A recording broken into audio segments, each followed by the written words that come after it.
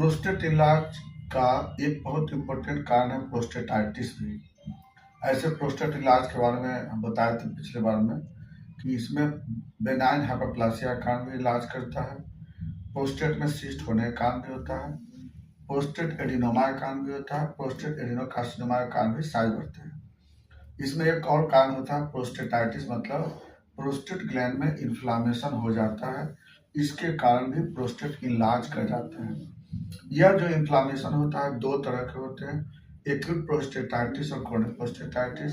Acute prostatitis जो होता है बहुत सडन होता है, यानी विद इन फ्यू आवर के अंदर डेवलप हो जाता है प्रोस्टेटाइटिस, जिसमें पेशेंट को सडन पेशाब बंद हो जाता है, पहले से कोई हिस्ट्री नहीं होता है, सडन पेशाब बंद हो जाता है, वहाँ पे दर्द होता है पेशेंट को, फीवर भी आता है पेशेंट में, इसका सिम्टम ही अलग होता है।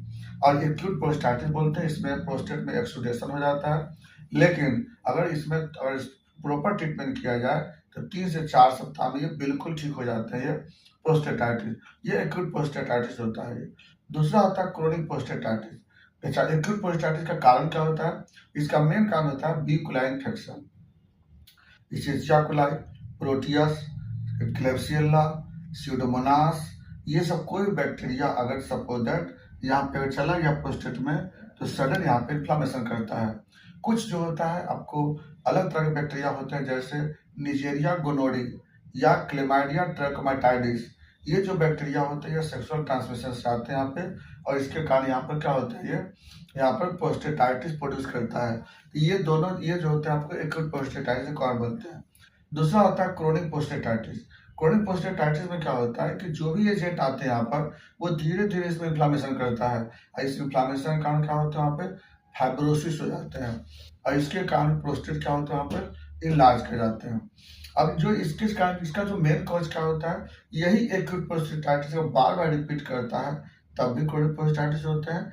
या फिर कोई ऐसा एजेंट जो बार बार स्लो इंटेंसिटी से एक्सपोज करते हैं, तो वहाँ पे क्रोनिक प्रोस्टेटाइटिस होते हैं, जिससे फाइब्रोसिस हो जाता है, ये हार्ड हो जाता है प्रोस्टेट, और इसके लिए क्या होता है ना, हमें बहुत लंबे समय तक ट्रीटमेंट करने की आवश्यकता होती है। ये बहुत डिफिकल्ट से क्योर होते हैं, नहीं तो क्योर होते भी नहीं, इसके लिए हमें सर्जरी करने की आवश्यकता पड़ जाती है।